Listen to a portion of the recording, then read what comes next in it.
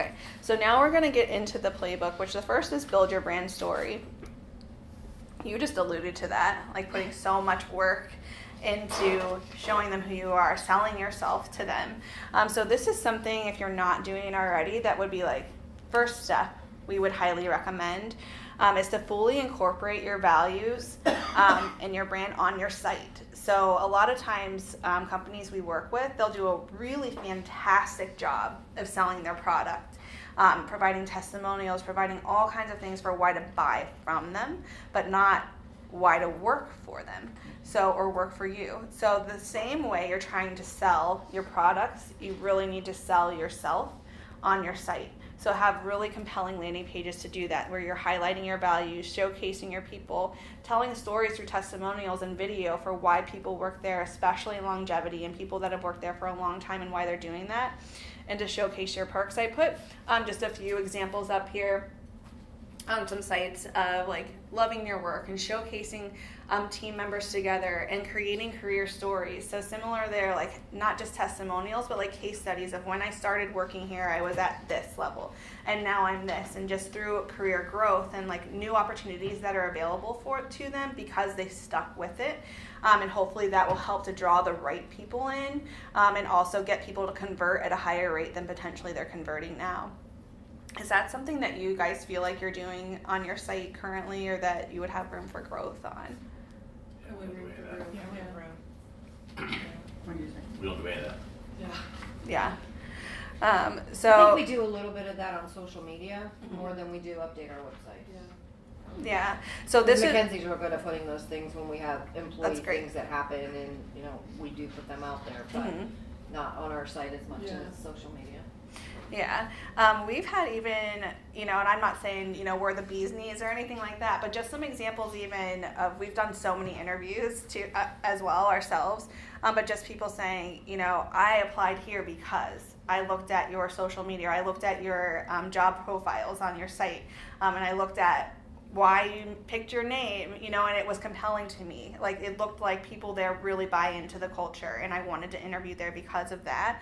I think any of that stuff, it really truly does play out in people converting more into applying. So like you mentioned, Mackenzie, incorporating that into your social media, that's another way. Like, first step, website. Next step, make sure you have that being displayed and pushed out on your social media as well, because like I mentioned earlier in the presentation, people are going to social media before they're applying to see if that's true. You're saying this in the job description, but let's see if that walks itself out on your website and in your social media channels. So some things that we just showed some examples here of just showcasing team. So like, bare minimum, here's some things that you could be incorporating into a content calendar. So your social should not be pushing out, this is why you should buy from us, buy from us, buy from us, buy from us.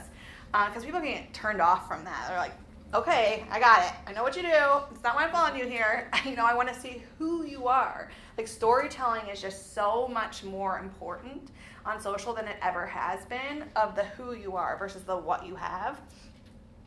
So some things are listed here are employee testimonials, nonprofit or community events that you guys are hosting, team building events, continuing education, industry conferences, work anniversaries, team collaboration, employee takeovers.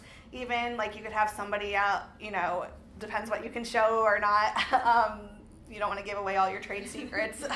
But even just like an in the office day of like a day in the life of somebody like doing a takeover, and like what does a typical day look like? That's what people are interested to know. They want a behind the scenes sneak peek look at who you are, what you're doing. So some feedback we've gotten from people is like, yeah, we want to do that. It's just finding the time.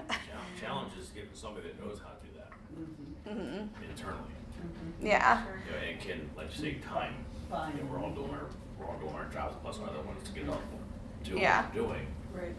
And do you suggest maybe have an employee team that does some of this stuff?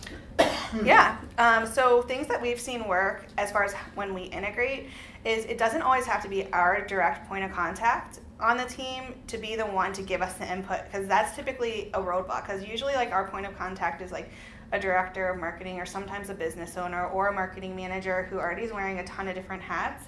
But we've found the best success when that's been delegated to another team member internally who's like on the ground floor, so to speak. They're out and about like doing the things, but working off of a content calendar. Like, these are the types of posts that I want to do.